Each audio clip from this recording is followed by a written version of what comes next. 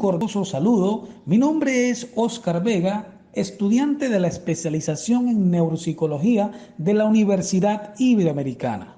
Y junto a mis compañeras Daniela Galeano y Rosemary Quiroga, abordaremos y explicaremos de manera didáctica el trastorno negativista desafiante y con ello abordaremos su conceptualización, sus teorías explicativas, tipos o niveles de trastorno y por último las características clínicas del trastorno negativista desafiante, como de manera holística de su conceptualización. Así, el trastorno negativista desafiante, también denominado trastorno de oposición desafiante, se define como un patrón recurrente de conducta oposicionista, negativista, desafiante, desobediente y hostil dirigido a las figuras de autoridad.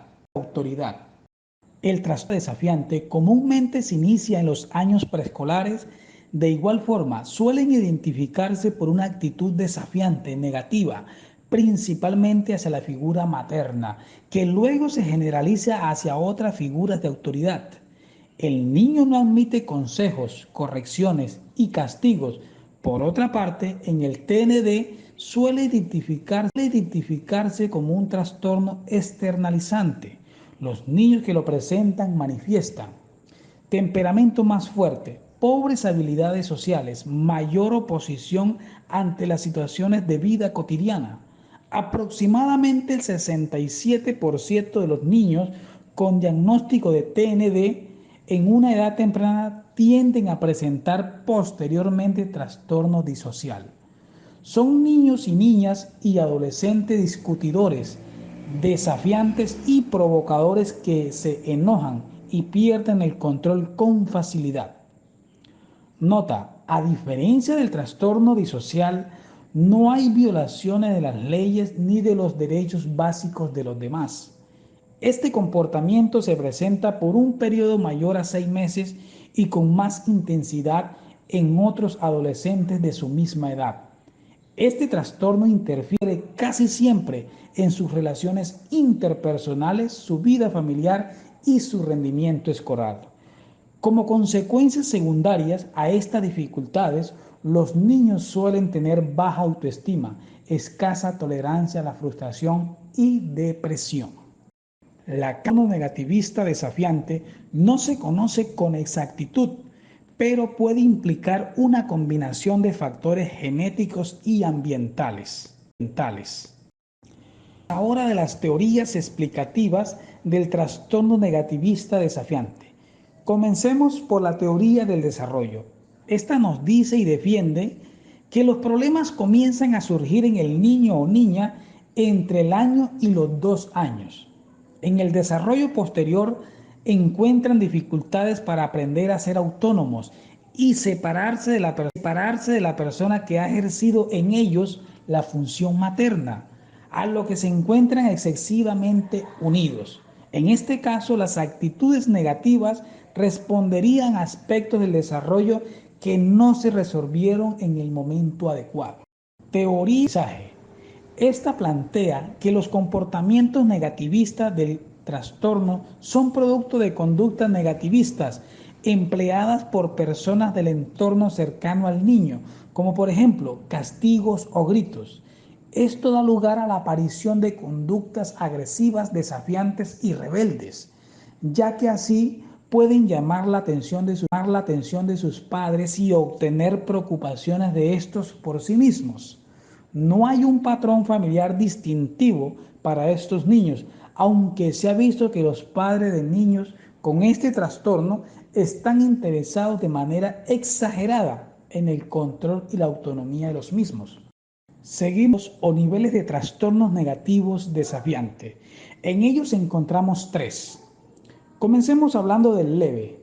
Los síntomas se presentan en un solo entorno. Por ejemplo, puede ser en el hogar, puede ser en la escuela o en el trabajo o con otros niños de su edad. Hay que recalcar que en el leve se presenta en un solo escenario, en un solo lugar. Moderado. El moderado es algunos síntomas se dan al menos en 2 entornos. Cuando hablamos de moderado es porque se están presentando en dos partes, ya sea en el hogar y en la escuela. Cuando hablamos de grave, es porque se da en todos los entornos o en más de 3 entornos.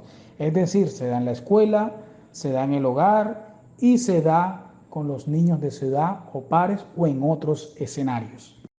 Por último, hablemos de las características clínicas del trastorno negativista desafiante. Según los criterios del DSM-5, se comprenden síntomas emocionales y del comportamiento que duran 6 meses como mínimo. Estas características son estado de ánimo irritable y airado. En este punto encontramos que pierden los estribos a menudo y con facilidad. Se irritan o enojan con otras personas. Se enoja o resiste con frecuencia ante conductas adversas que no están bajo su control emocional. Tentativa y desafiante. Aquí encontramos que a menudo discute con los adultos o con las personas con autoridad. A menudo desobedece de forma activa o se niega a cumplir con los pedidos o con las reglas de los adultos. Molesta o altera a las personas de manera intencional o con frecuencia.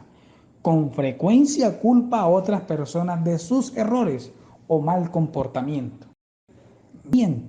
Aquí encontramos, suelen ser rencorosos y vengativos. Ha demostrado un comportamiento rencoroso o vengativo 2 veces en los últimos 6 meses como mínimo. Son personas retraídas, siempre pensando en la venganza, siempre pensando en hacer el daño de manera intencionada. Y para finalizar, es importante resaltar que es difícil reconocer la diferencia entre un niño de carácter fuerte y un niño con trastorno negativista desafiante.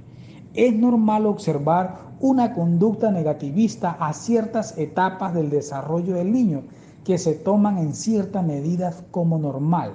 Los signos del trastorno negativista desafiante por lo general comienzan durante los años preescolares.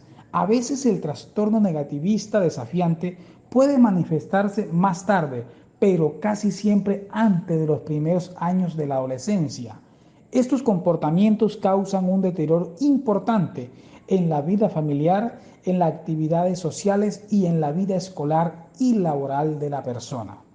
No hay nada que garantice la prevención del trastorno negativista desafiante. Sin embargo, la crianza positiva y el tratamiento temprano pueden ayudar a mejorar el comportamiento y a evitar que la situación empeore.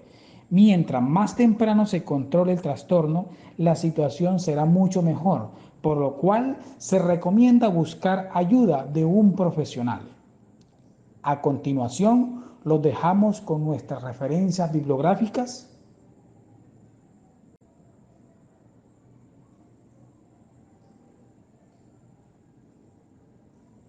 Muchas gracias por la atención prestada. Hasta una próxima oportunidad.